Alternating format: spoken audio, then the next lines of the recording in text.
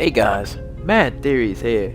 Now, what if I had this theory that what if Masaki was like alive, right? What if she was alive and Yahabak didn't take her powers away? Now this would have been interesting.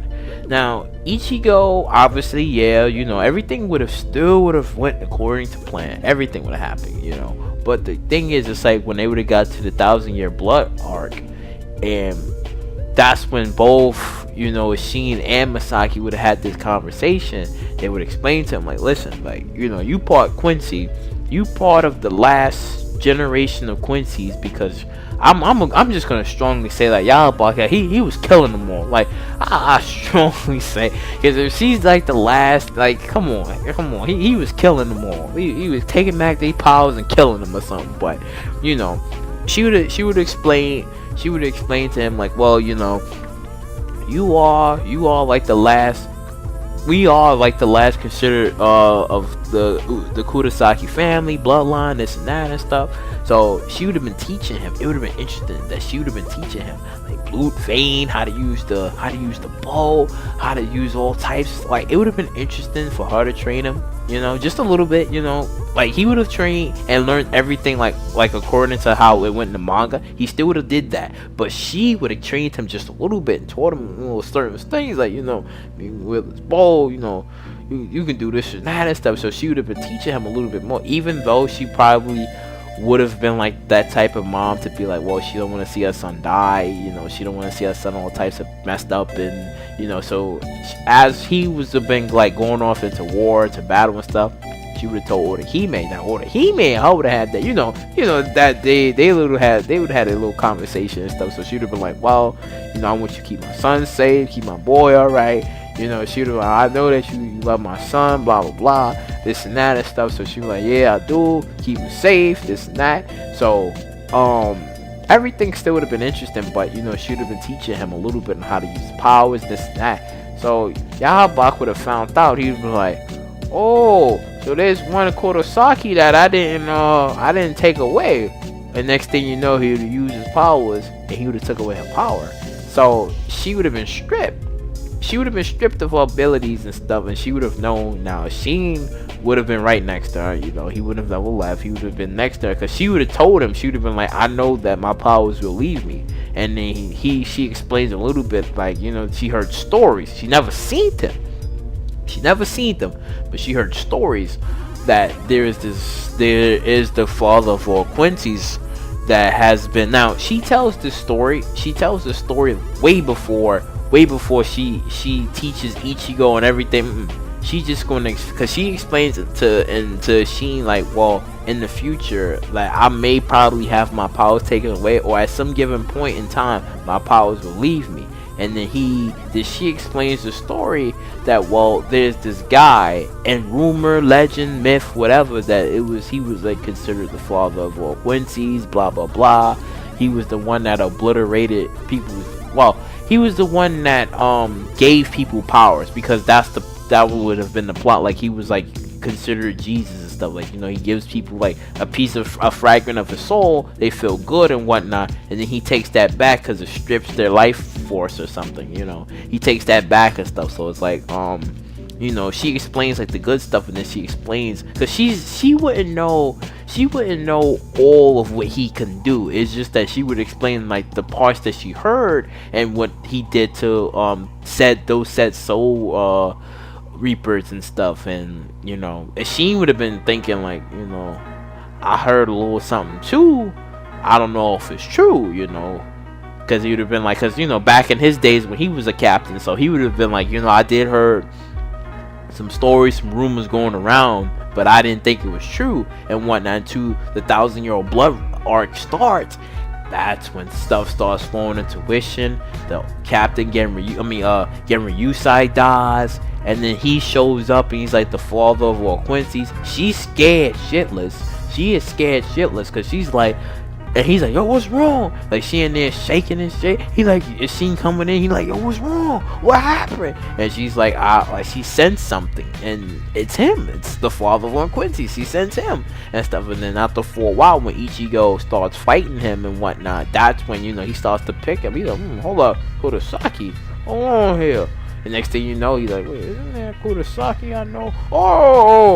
I remember that bloodline. Yeah, I obliterated it. Yeah, I obliterated it. And then he senses it. Oh, your mom's still around. So about your mom. And he uses his power. He takes away her abilities and whatnot. And that's when the Sheen is like, oh, what happened? Because she collapsed. She collapsed and whatnot. And after for a while, he's like, oh, she's like, let's just say she in a little coma, right? She in a little coma for a bit and stuff. So like for the rest of the manga until when Ichigo defeated Yahabak, she was in a coma until after when they defeated him, that's when she woke up because took her powers away, So it's like that's when everything still would have happened.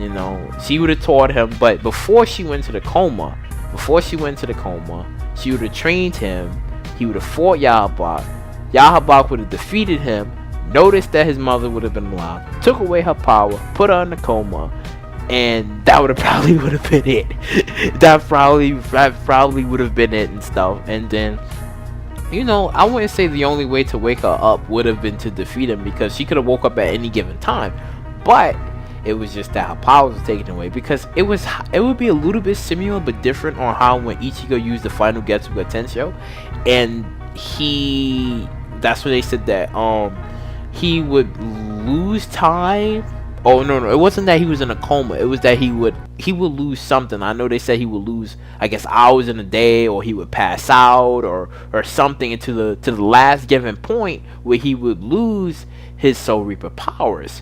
And this case, it's just she collapsed. She just collapsed. They don't know when she gonna wake up. She's flipping out and whatnot. Then he's like, "Yo, I'm about to go. I'm gonna kill this man." That's when Ryukin shows up. And he's like, "Oh, no, don't do that. Ichigo got that. You stay here with her. You stay here with her." But he's like, "I know how you feel, man. But just don't do it." So Ryukin, Ryukin is like the one he's playing like advisory, counselor and stuff. And the scene is like, he's pissed off. He's like, yo, my wife ain't waking up. I feel a type of way about this. I'm gonna kill this man. But he tells him, he's like, listen, you do something stupid, and you, when the time she wake up and you dead, how you think that's gonna make her feel? And then that's when he calms down. He's like, yeah.